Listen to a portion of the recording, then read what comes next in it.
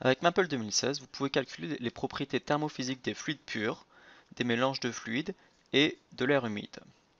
Vous pouvez, à l'aide de ces données, examiner l'incidence de différents fluides sur l'efficacité d'un cycle organique de Rankine, créer des diagrammes psychométriques interactifs, simuler des modèles d'échange thermique avec des fluides dont les propriétés varient en fonction de la température, modéliser les flux thermiques à travers un cycle de réfrigération à compression de vapeur, et tracer le processus selon des diagrammes pression-enthalpie, et bien plus encore.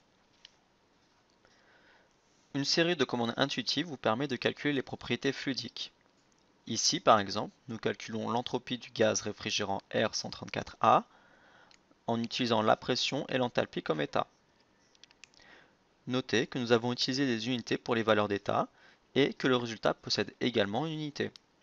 Ici, nous calculons l'enthalpie d'un mélange composé à 50% de mol d'azote, 10% de mol d'argon et de 40% de mol d'oxygène, en utilisant la température et la pression en tant qu'état.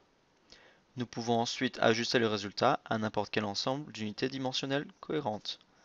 Vous pouvez également calculer euh, des données dépendantes d'état. Par exemple, nous calculons la température critique de l'argon. Les visualisations intégrées incluent les graphiques personnalisables de pression, enthalpie et des diagrammes psychométriques à des pressions arbitraires qui ont la souplesse de n'importe quel autre graphique Maple.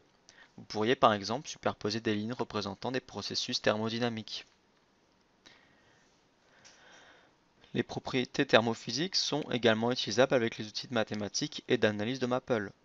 Ceci est une fonction qui donne la capacité thermique spécifique de l'eau en fonction de la température. La fonction peut être tracée sur une plage de température, puis, à l'aide des outils d'optimisation de Maple, vous pouvez découvrir la température à laquelle la capacité thermique spécifique est la plus faible.